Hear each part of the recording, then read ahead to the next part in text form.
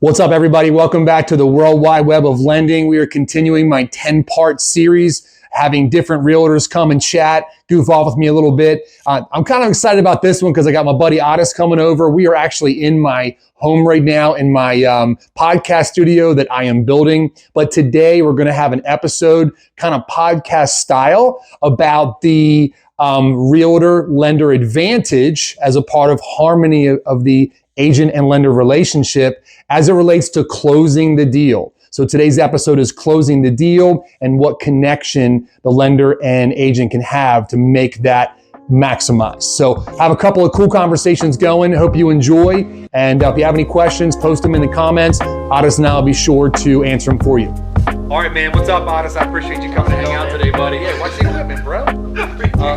Dude. We did look at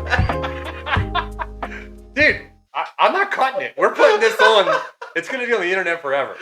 Oh, man. All right. All right. Use the other hand. Let's just do Nux. So. Yeah, let's. All right. Don't have to reach through and break all your equipment. Yeah, we're not cutting this out, but we're going to go straight through. All right, deal. I appreciate you coming here, man, because this is like the first time that we're getting it all rowdied up and the 45 minutes to get the freaking lights set, which are not perfect. But welcome to the little podcast area for the episode. You're the first one I've talked to that's doing it down like in the podcast. I'm excited, man. It's a cool setup. Yeah, man, we're trying to have a lot of fun. Yeah. And the episode today is obviously about closing the deal. But before we get into that, I want you to tell the audience a little about yourself, man. So easiest layup is, how the heck do I pronounce your last name? If someone's like, that guy Otis is the man, I want to work with him, how do I pronounce his last name? So let's start with that, because it's a badass name, badass heritage, but I want the audience to hear that. How about we start with your attempt at pronouncing the last name? Okay. You say the H, right? Yeah. All right. Herbinic. Herbinic? Yeah. Okay. Yeah. That's right. it. So for those of you who don't know, Otis and I have known each other for over a year now, but like I found ways to not say his last name out of respect. My last name's a 4-letter word, so it's all good. Mine is not. Yours is not. So where's that name come from? So actually, I'm from a country called Bosnia. Awesome. Most people probably are going to say, what is that? Where is that? Did you just make that up? No.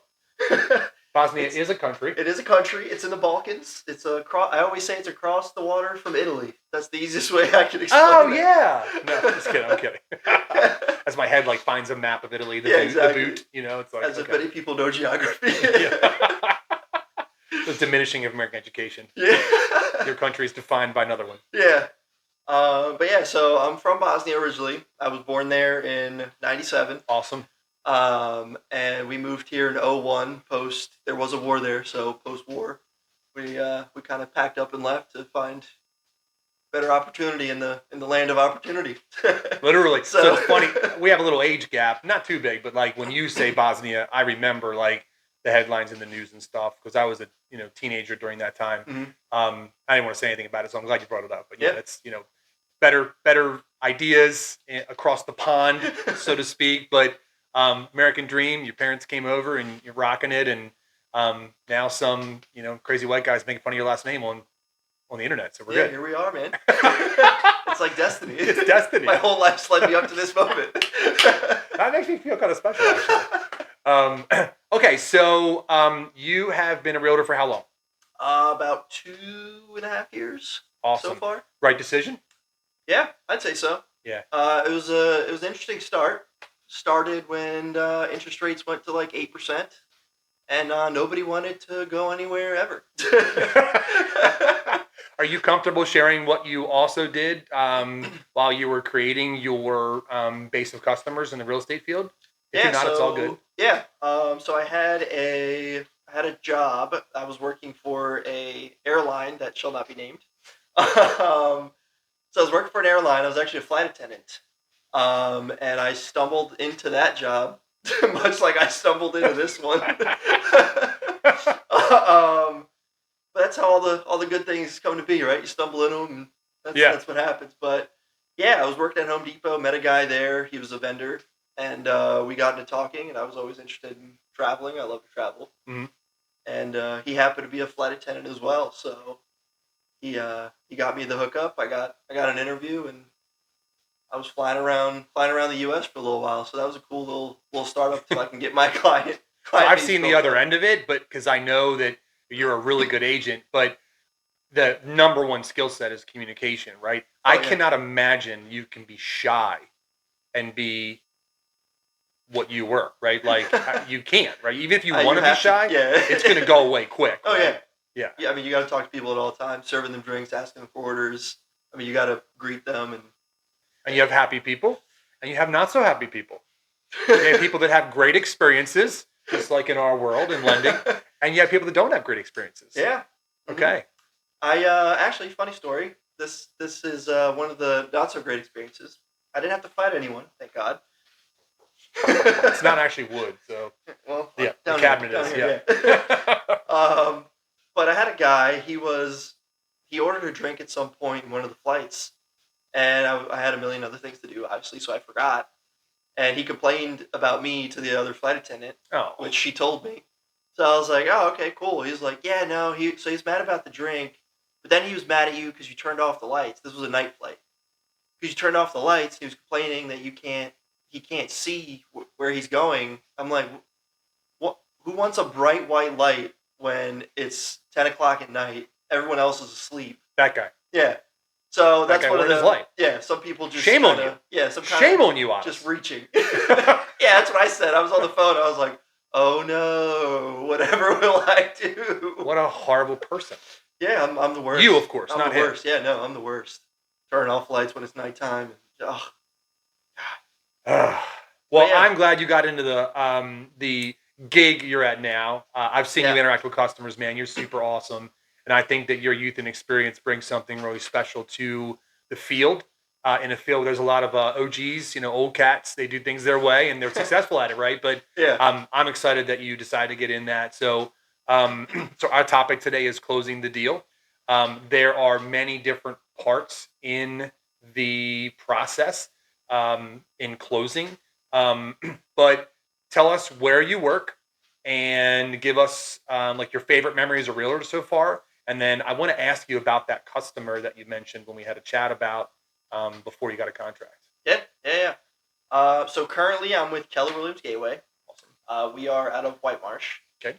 I'm with the Andrew Johns home team. I've been part of that team for a better part of like a year and a half now. Good dude. Yeah, he's awesome. Wealth of knowledge, always there to help. So I definitely appreciate. He's been a huge bump to my journey. Let's say that. Yeah, without him and the team, and just the learning opportunities there, I don't know. Yeah. how I would have survived here. Yeah, I've seen how you guys interact too, and it's not always like that. So it's cool you guys have that good bonding within the team. Yeah, I definitely think again I fell into this team, and it's been great. Everyone, it's like a family, more of a family atmosphere. I see that too on the outside. Yeah. Versus just straight business, do this, do that. It's we love to help each other, and from that we succeed. So, that's awesome, man. Yeah. So what's your favorite memory? You got 2 years in the business. Pick your favorite. What's your favorite memory of being an agent? It can be anything. Don't be all cheesy and be like my first customer closing their deal, because that is our topic. But if that is the one, then I'm down with it. But that's a layup. Take a shot. Give me something cool. Funny enough, it wouldn't be my first customer ever, but it'd be my first customer I got on my own. Okay. So with joining a team, obviously one of the perks is you get team leads, which you have to work and huge part and all that kind of stuff. Right. Yeah, that's massive. But when I got my very first self-generated client, that was a big. It's like, wow, yeah, that was one of those big, like, oh my God, that was like a huge. Because somebody chose you. Jump. Yeah, exactly. They didn't choose the system the team had created; they chose you. Exactly. So that meant a lot to me. Awesome. But yeah, so that was really fun and really great, and also a very interesting learning experience. I had the privilege of being a part of that one, so that was pretty cool. I think we might talk a little bit about that later on, and the other topics. Yes, we'll definitely have to bring that up at some point. But their moment was cool. It was cool for those folks. Yeah, it's a beautiful moment, and I will. I'll definitely share that story. You can obviously, since you were part of it, you can jump in there too. But won't go too much into detail. But yeah, we'll get to it. Yeah. We'll get to it. Yeah, okay, so obviously you can't get to the very end with keys in hand until you close on arguably one of the more difficult parts of the process, to which I'm involved in a little bit in upfront and doing planning. But you got to get a contract. If you don't have a contract, you can't close S, right? So you and I were chatting about what to talk about on this episode, and you mentioned you had a situation that was brewing. Now, I know you just got a contract recently, so congratulations, but there was a little bit of drama in the beginning. So, just remember, we're kind of talking about the harmony of the lender-agent relationship, but that was a little rocky in that beginning. So just share with the audience kind of how that shook down on that other customer. Yeah, so I had a client a little while ago, and this was a team lead, but amazing people, love them, but still communicate with them, obviously. But they came in from working with someone else, and they already had a lender versus the ones that we work with, yourself, for instance. So just doing what I do, I obviously calling the lender just to introduce myself, get a feel for how they work. Now, let me cut you off. Did that home buyer say their connection to that lender? Was it a friend or family, or did they even mention that at all? No, so it was just a connection they had from the previous agent. Okay, cool. But I guess they just liked that lender, so they stayed with him. Yeah, all right. I'm going to cut you off. Cool. Yeah, you're good. But yeah, I mean, the initial conversation that went well, which is always a good sign. Guy's been in the industry for a while, like 30 plus years. So I'm not knocking his experience. Awesome. Yeah, experience at all. Yeah, but when we were we went through 3 deals before we actually got one under contract. Okay. But when we were starting, typically, in my experience, lenders call the agents, the listing agents, just to give like an extra. When you submit an offer? Yeah. Oh yeah, absolutely. But when I went to submit my first contract, I was reaching out, and there was some lag time in communication. And obviously, I'm not expecting someone to answer like immediately. Sure. Life happens, work happens, whatever it is. I get it. But I was sending a couple texts, follow-up texts, phone call, voicemail. Didn't really hear much back. And then finally, a few hours later, I heard back, and that wasn't reassuring to me. Yeah, in terms of the first deal. You're a human too, right? Like when you don't hear from somebody, it's not necessarily bad news, but you can't assume it's good news. Right. So we're human, so we automatically assume it's bad news. Like, right. Oh my God, what's going on? What's going on? Uh-oh, something's wrong. Exactly. Wrong. And then as a consumer, consumers go crazy with that because they need to know. At that time, did the consumer say they had reached him as well? Yeah, so the consumer reached out to him as well. Obviously, she had a better rapport. She had a previous. Yeah, she brought him. Right. Yeah. But she also waited for him to get back to her with like the numbers, the breakdown, because that's also important for buyers. Yeah. Make sure they're comfortable with where they're at. Oh yeah. So after a couple hours, few hours, finally heard back, and then it was time to submit the contract, and I wasn't going in with the most confidence, because when contracts happen, like I mean, you've had the experience, like things happen last minute, like offer prices change, Yeah, you need bang. different pre-approvals, you renegotiate. Right. So it's like, hey, I need a new offer letter for $20,000 more or whatever it is. I need to send that to the agent, because in this market still, we're not in COVID times, but still the market's very quick, especially for desired homes. And I mean, in your opinion, if it took 4 hours for a new offer letter to be provided, could your buyer lose that deal? Yeah.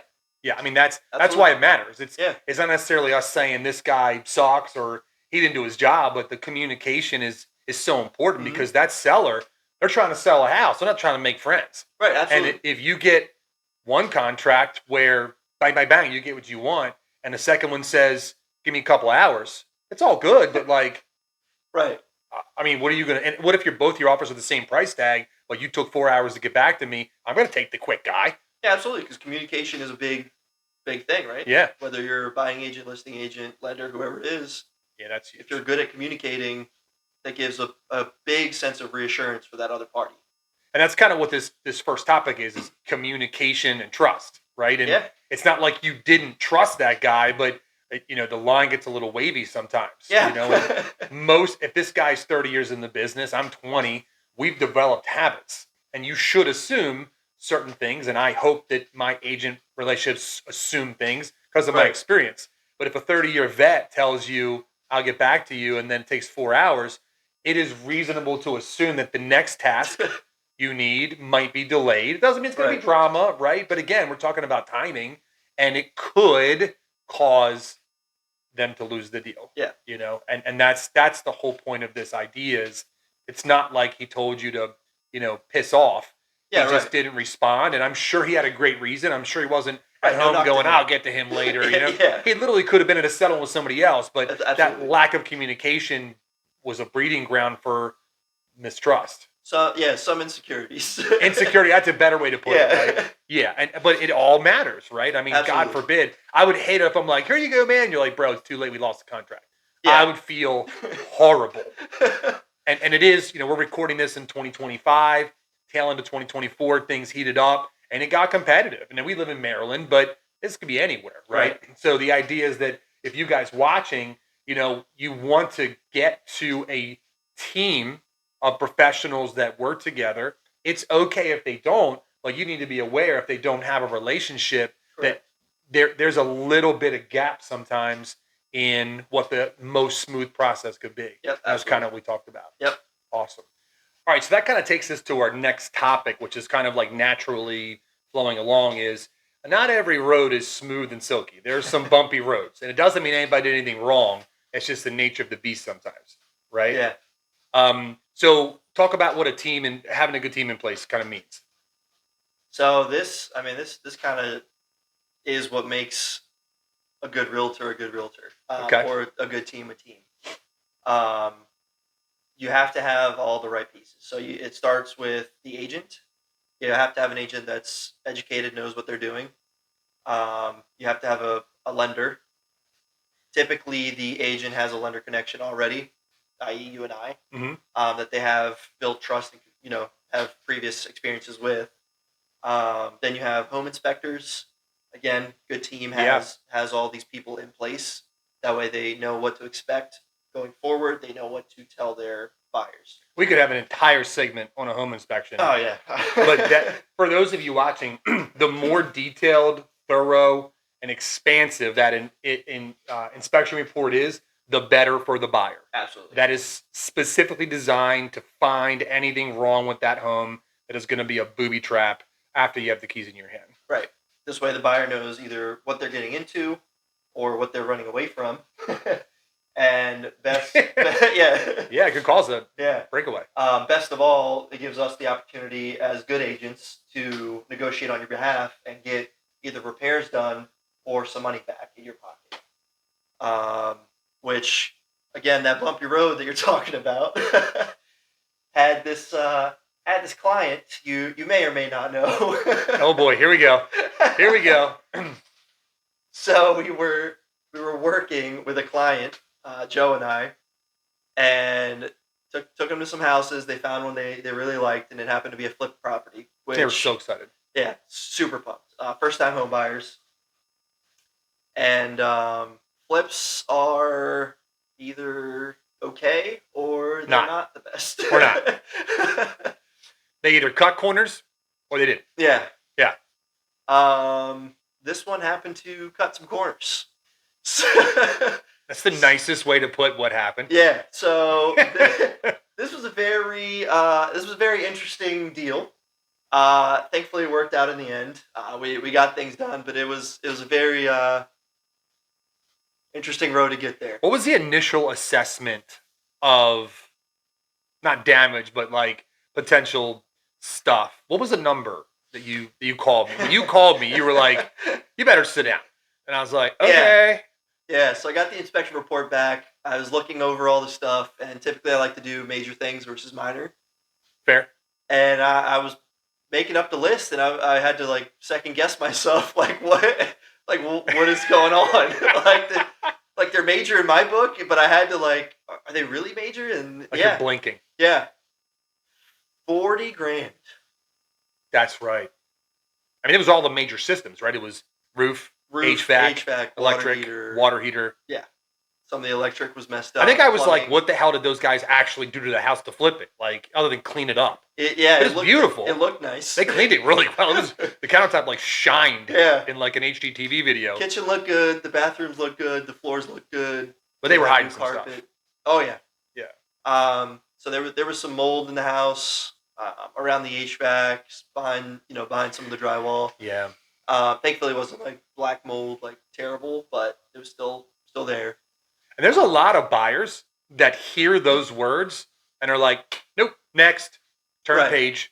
So what did you do like when they had that moment of there's a lot of stuff we got to talk about, right? And you gave them your spiel, right? The list item by item. When you were done that list, was it like an awkward moment of silence? Like, how did that work? Because I wasn't on that phone call. Right. Yeah. So they were understandably worried. Because I obviously I had a conversation with them. I was like, guys, there's news. Inspection report usually 12 pages. Yours is 70. The good news is there's an opportunity here. Yeah. No, so I sat them down. I kind of went over the whole list, and I said, "There's a few options we got here, folks." So yeah.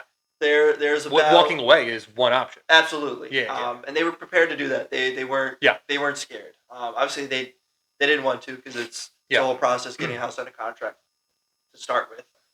All right, man. So obviously you're having that conversation, and they decided they did not want to walk away. So like, what happened next? So basically, I put out all their options, which walking away was one. They didn't want to do that. So the next steps were we can ask for repairs. Which clearly there was big ones to be done, or ask for money back so that they can get someone to do the repairs. That's right. Or a mixture of a little bit of both. They, being first-time home buyers, they did not want to do any of the repairs or have that headache. Can't blame them. Yeah, exactly. They just kind of wanted to walk in, know that the house is fine, and they can live in it. So we decided that we wanted the repairs done. And that's your next close. Like the first close is to get the contract. The next close is for you to go to the seller and say, here's what we've come up with. Yeah. Let's keep going. And they can say pound sand. Or, you both have a legal opportunity at that moment in the paperwork to say, okay, we're out. And it kept going. And then the sellers, you closed that deal. Yeah. So this is one of the few opportunities the sellers have to cancel the contract. Yep. And they didn't. They did not, thankfully. I was stressing. You got to give yourself some credit though, because not everybody that has the conversation you have are going to get the result you did. I mean, if you went in with two middle fingers guns blazing, we want this and this and this, it would have been like, bro, go pound sand. But like, you obviously negotiated that and you were able to present that with a end game in mind of still closing, right? I mean, absolutely. You did a great job. You got to give yourself some credit, man. Not every agent can do that. I appreciate that. No, but it was stressful. I was worried that it was going to be a done deal. We had to repeat the whole process and let them down mainly. But thankfully the sellers were they were willing to work with us. So I want to give them props as well. But I was freaking out when I gave them that list and then you called me and you had said, hey, we gave this list, we're kind of at a waiting point. And I said, well, it's funny you're at a waiting point because I need a couple days because we were having some issues on the lending side with a very unique way that their income is calculated because they don't work 40 hours a week, 80 hours a pay period. It's a blended overtime number and the underwriter didn't agree with me. And not that I'm anything special, but I've literally helped somebody in this field before. I knew they were doing it wrong. So I'm a broker, so I plucked them from the bank we were at, went to another bank. And to no fault of the original bank, they do great. I do great business with them, but that's why we have other options and we did it. But at the same time, I'm like, so it's funny you should say that, right? And then we had a conversation about timing from that point, like appraisal this, inspections that, and then you told me what the seller, you're expecting the seller to say. prepare for the worst, hope for the best, like as you said earlier.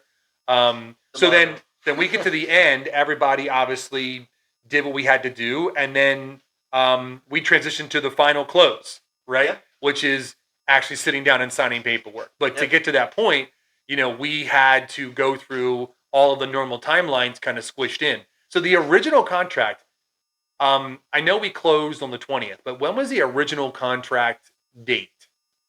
I want to say it was it the 16th or the 18th or something like that? 18th. 18th.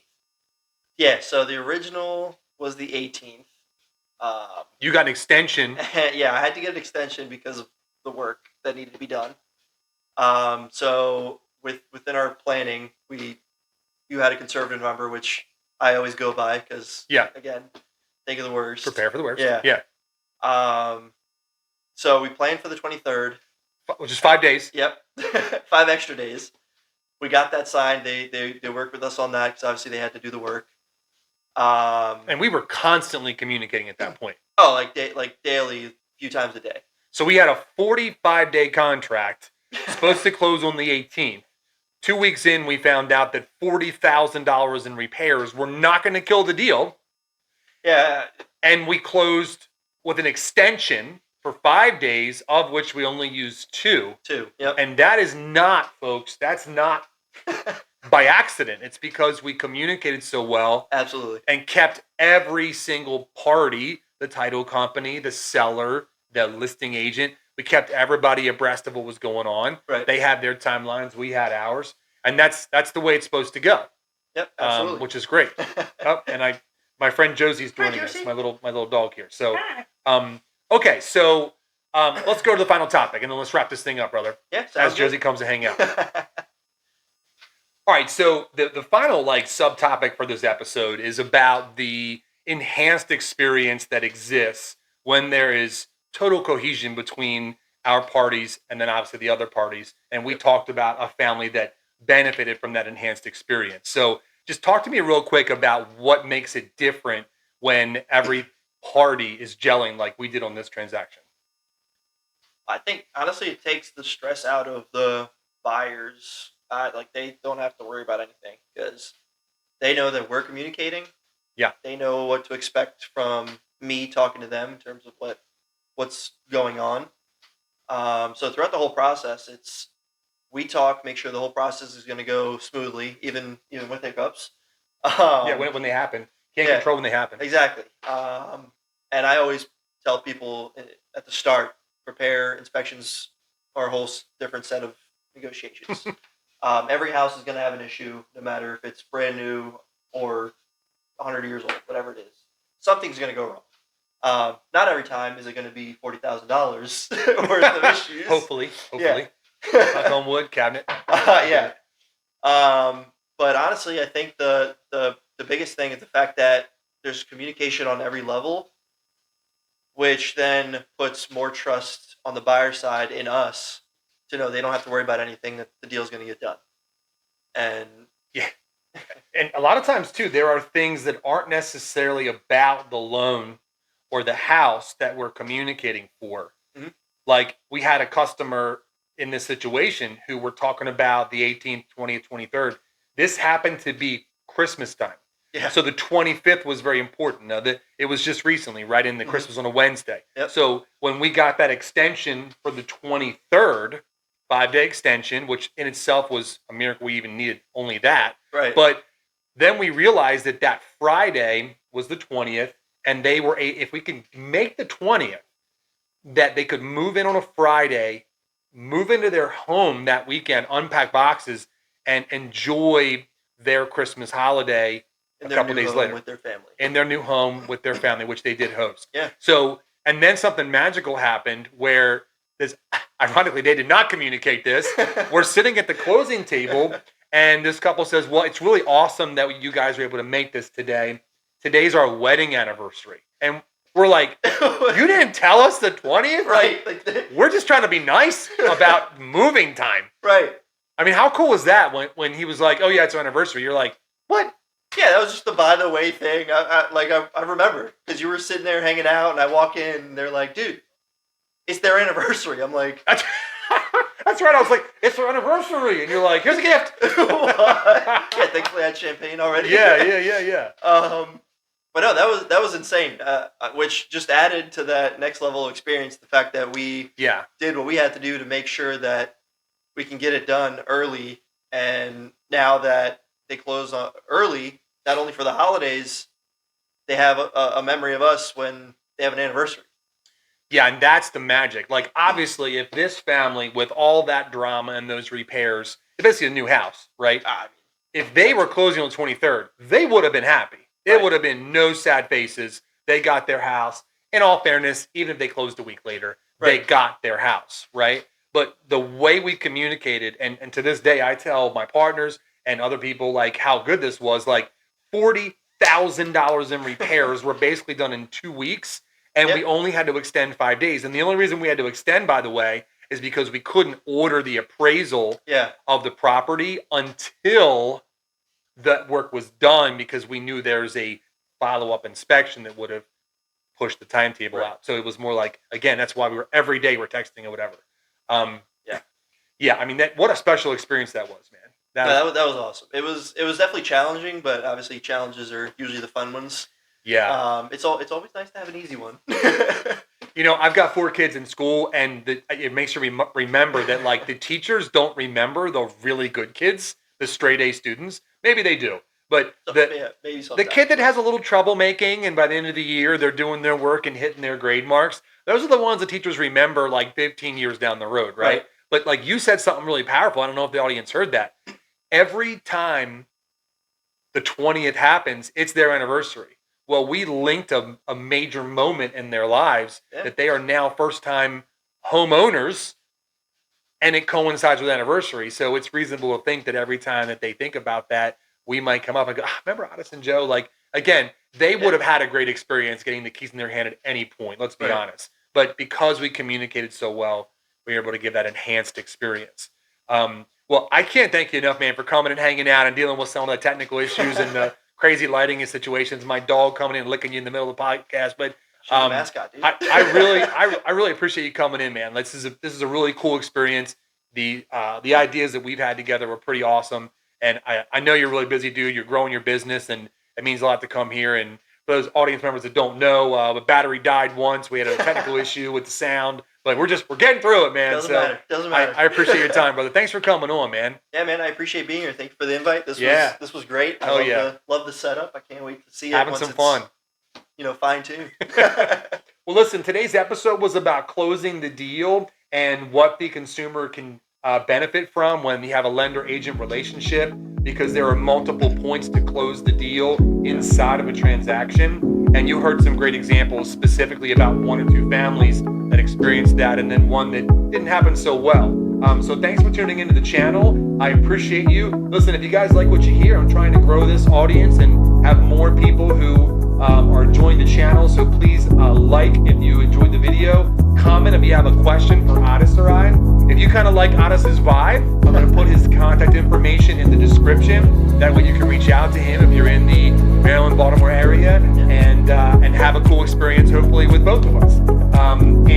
If you have a lender that you bring to the table, like our first person, Otis is the man anyway. So, but thank you very much, guys. Again, like, comment, subscribe. It means a lot to me and then my audience members who can share with the community. So thank you very much. Have a wonderful day. I'm Joe Webb, your host of the World Wide Web of Lending. Appreciate you coming back. I'll see you guys soon. Peace out.